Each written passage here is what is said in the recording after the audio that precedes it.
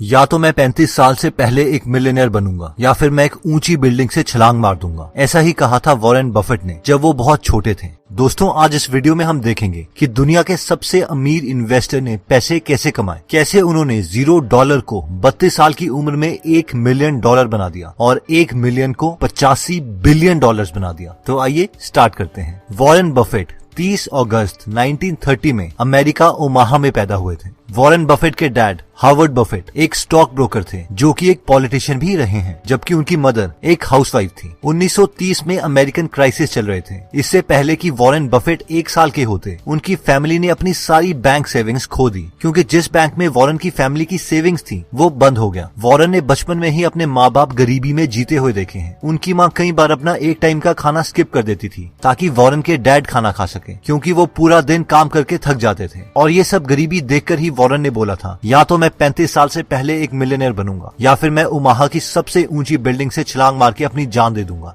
बचपन से ही Warren maths और नंबर्स के साथ बहुत अच्छे थे। स्पेशली वो हर किसी चीज में पैटर्न ढूंढ लेते थे। फॉर एग्जाम्पल, वो बचपन में अपने घर के सामने सारी गाड़ियों के नंबर्स देखते और रात को उन्हें एक कागज में लिखते रहते और ये देखते कि कौन सी कार सबसे ज्यादा बार उनके घर के सामने से गुजरती है। एक बार वॉरेन ने देखा कि एक आदमी उनके घर के सामने लगी मशीन से कोल्ड ड्रिंक ले रहा है और उस मशीन में कोल्ड ड्रिंक्स के ढक्कन पड़े हैं। वॉरेन बफेट ने हफ्तों तक हर रोज वो सारे ढक्कन उठाए और देखा कि लोग सबसे ज्यादा कौन सी कोल्ड ड्रिंक पीते हैं। ढक्कनों को काउंट करने के बाद उन्हें पता चला कि लोग कोका कोला ज्यादा प्रेफर करते हैं। और बहुत सालों के बाद अपने इन्वेस्टिंग करियर में इसी नॉलेज की वजह से उन्होंने कोका कोला के काफी शेयर्स भी खरीद लिए थे। जब वॉरेन बफेट 10 साल के थे और बेंसन लाइब्रेरी में बुक्स पढ़ रहे थे तो उन्हें एक बुक दिखाई दी जिसका टाइटल था 1000 तरीके $1000 कमाने के। उस बुक में पैसे कमाने के काफी आइडियाज दिए थे, लेकिन उनमें से एक आइडिया वॉरेन को बहुत पसंद आ गया और वो आइडिया था कि आप वेइंग मशीन लगा के भी $1000 कमा सकते हैं। आइडिया ये था कि एक मशीन को लगा के उससे जितने पैसे आएंगे उससे दूसरी मशीन खरीद ली जाए और हर बार प्रॉफिट को खर्च करने के बजाय री इन्वेस्ट किया जाए। ये देखते ही वो 7 साल का बच्चा वॉरेन बफेट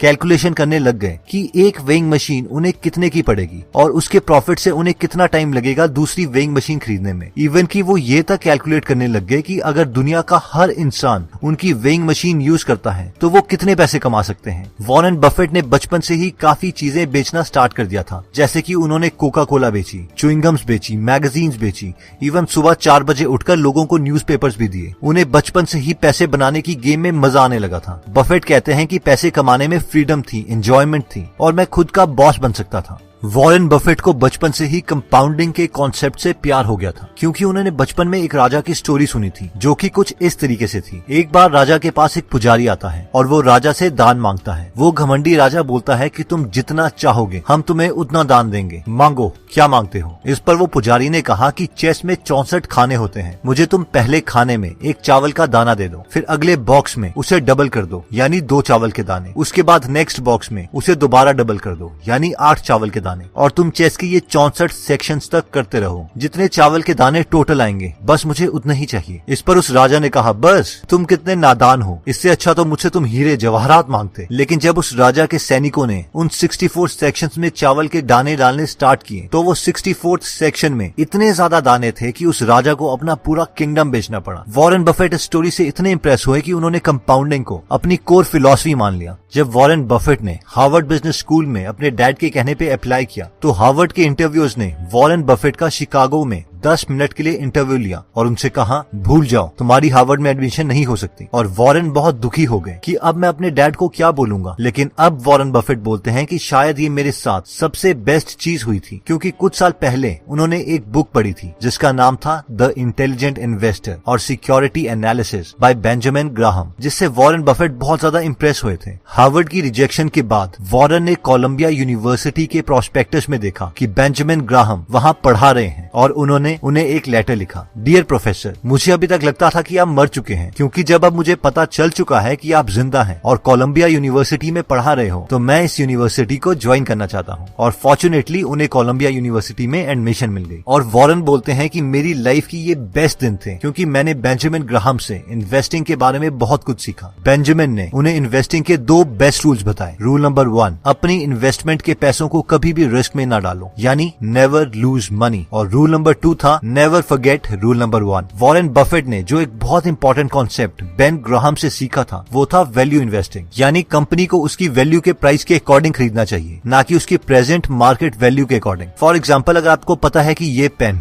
10 रुपए का है और कल को अगर मार्केट आपको वो पेन 20 का बेचती है तो उसे खरीदना नहीं चाहिए बल्कि वेट करना चाहिए, और जिस दिन वही पेन मार्केट आपको 5 रुपए का ऑफर करने लगे तो उसी वक्त उसे खरीद लेना चाहिए। और जैसे ही मार्केट दोबारा से उस पेन को 10 रुपए का बेच रही हो तो आपको भी वो खरीदा हुआ पेन मार्केट में दोबारा 10 रुपए का बेच देना चाहिए और प्रॉफिट कमा लेनी चाहिए। अब यही फिलॉसफी बफेट ने बड़ी कंपनियों के शेयर्स को खरीदने के लिए यूज करी और बहुत पैसे कमाए। 1956 में वॉरेन ने 25 साल की उम्र में खुद की एक पार्टनरशिप फर्म खोली जिसमें उनके साथ 7 पार्टनर्स थे। मैक्सिमम पार्टनर्स उन्हीं की फैमिली में से थे। सिर्फ 6 साल में यानी 1962 में वो अपने $1,05,000 को अपनी पार्टनरशिप फर्म की मदद से $7 मिलियन में कन्वर्ट कर चुके थे, जिसमें से $1 मिलियन बफेट के थे। यानी सिर्फ 32 साल की उम्र में ही वो एक मिलियनर बन चुके थे। और फॉर्चुनेटली उन्हें एक ऊंची बिल्डिंग से कूदना नहीं पड़ा जैसे कि उन्होंने बचपन में प्रॉमिस किया था। मार्केट में शेयर्स का प्राइस बढ़ रहा था और सस्ते शेयर्स खरीदना मुश्किल हो रहा था, इसलिए बफेट ने कुछ सालों में अपनी पार्टनरशिप फर्म बंद कर दी। वॉरेन को पब्लिक स्पीकिंग से बहुत डर लगता था। वो कहते हैं कि उस वक्त अगर मैं स्टेज में चला जाऊं तो मुझे लगता था कि मैं वॉमिट कर दूंगा। फिर उन्होंने न्यूज़पेपर में डेल कार्नेगी का एक पब्लिक स्पीकिंग कोर्स देखा और उन्होंने वो कोर्स ज्वाइन कर लिया। वॉरेन बफेट के अकॉर्डिंग इससे उनको आगे की प्रोफेशनल लाइफ में एक बहुत बड़ा जंप मिला। वॉरेन बफेट कहते हैं कि इस कोर्स से उन्हें इतना कॉन्फिडेंस भी आ गया था कि उन्होंने उस वक्त अपनी गर्लफ्रेंड सुजैन को शादी के लिए प्रपोज कर दिया और उनसे शादी कर ली। इसके बाद बफेट की लाइफ में एंट्री हुई उनके एक क्लोज पार्टनर चार्ल्स मंगर की। चार्ल्स मंगर से मिलने से पहले वॉरेन की इन्वेस्टमेंट फिलॉसफी ये थी कि ऐसी कंपनी खरीदो जिसकी एक्चुअल वैल्यू तो ज्यादा हो लेकिन बैड मैनेजमेंट की वजह से वो अभी सस्ते में मिल रही हो, और जब बाद में उस कंपनी की वैल्यू बढ़ जाए उस वक्त उसके मार्केट शेयर्स बेच दो और प्रॉफिट कमा लो। लेकिन चार्ल्स मंगर से मिलने के बाद बफेट की ये इन्वेस्टमेंट स्ट्रेटेजी बन गई कि ऐसी कंपनीज खरीदो जो क्वालिटीज कंपनी हो और जिन्हें बाद में बेचने की जरूरत ही ना पड़े, क्योंकि उस कंपनी की वैल्यू खुद ही कंपाउंड होके बाद में बढ़ जाएगी और हमें वो कंपनी प्रॉफिट कमा के देगी। और इसी फिलॉसफी की वजह से बफेट ने Coca Cola, American express, Gillette जैसी कंपनीज के शेयर खरीदे और बहुत प्रॉफिट कमाया। इससे कुछ साल पहले बफेट ने एक कंपनी के काफी शेयर्स खरीद लिए थे जिसका नाम था बर्कशायर हैथवे, जो कि एक टेक्सटाइल कंपनी थी। जब बफेट इस कंपनी के काफी शेयर्स खरीद चुके थे उस वक्त इस कंपनी का पूरा कंट्रोल बफेट के हाथ में आ गया और वो बर्कशायर हैथवे के चेयरमैन बन गए। बफेट ने बर्कशायर के यूजलेस एसेट्स बेचना स्टार्ट कर दिया और फाइनली टेक्सटाइल का काम बंद करके उसे एक इन्वेस्टिंग फर्म बना दिया जिससे उन्होंने बहुत ही पैसे कमाए। आज भी वॉरेन बफेट का मैक्सिमम पैसा बर्कशायर हैथवे में ही है। दोस्तों, वॉरेन बफेट ने एक सिंपल आइडिया लिया, कंपाउंडिंग, और उससे अपनी पूरी लाइफ फॉलो किया और आज 2019 में वॉरेन बफेट की नेट वर्थ $85 बिलियन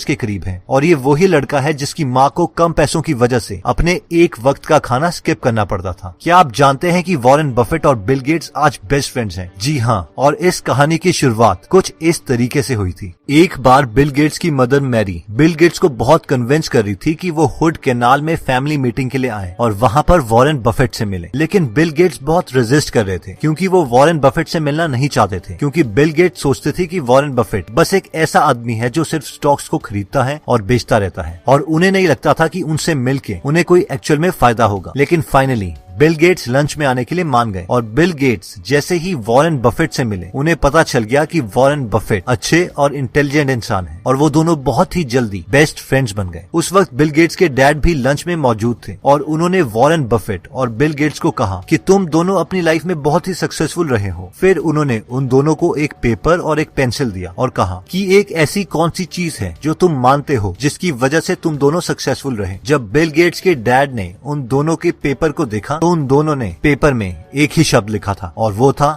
फोकस। आज भी बिल गेट्स और वॉरेन बफेट दोस्त हैं और वॉरेन बफेट ने साल 2018 में $3.4 बिलियन बिल और मेलिंडा गेट्स फाउंडेशन में डोनेट कर दिए। इतना ही नहीं, वॉरेन बफेट ने ये भी प्रॉमिस किया है कि वो मरने के बाद अपनी वेल्थ का 99% डोनेट कर देंगे और अपने बच्चों को अपनी वेल्थ का बहुत ही कम हिस्सा देंगे, क्योंकि वो जानते हैं कि बिना मेहनत के मिले पैसे से उनके बच्चों की लाइफ इंप्रूव नहीं होगी बल्कि वो बर्बाद ही होंगे। दोस्तों, वॉरेन बफेट आज भी बहुत ही सिंपल लाइफ जीते हैं। वो एक मिडिल क्लास घर में रहते हैं, मिडिल क्लास खाना खाते हैं और एक मिडिल क्लास गाड़ी चलाते हैं। बर्कशायर हैथवे में शुरू में उनके पास सिर्फ 25 एम्प्लॉइज थे। बेशक अब बर्कशायर में बहुत से एम्प्लॉइज हैं, लेकिन वो शुरू के 25 एम्प्लॉइज आज भी उन्हीं के साथ काम करते हैं। वॉरेन कहते हैं कि मैं अपने हर एक एम्प्लॉय और हर एक शेयर होल्डर को एक पार्टनर मानता हूँ, एक फैमिली मेंबर की तरह ट्रीट करता हूँ। वो हमेशा बोलते हैं कि मैं बहुत खुश हूँ क्योंकि मैं अपनी लाइफ में वो गेम खेल रहा हूँ जिससे मुझे प्यार है। मुझे पैसों से प्यार नहीं है, बस इन्वेस्टिंग की गेम से प्यार है। अगर मुझे पैसों से प्यार होता तो मैं महंगी गाड़ी खरीदता, लेकिन मैं ऐसा कुछ नहीं करता।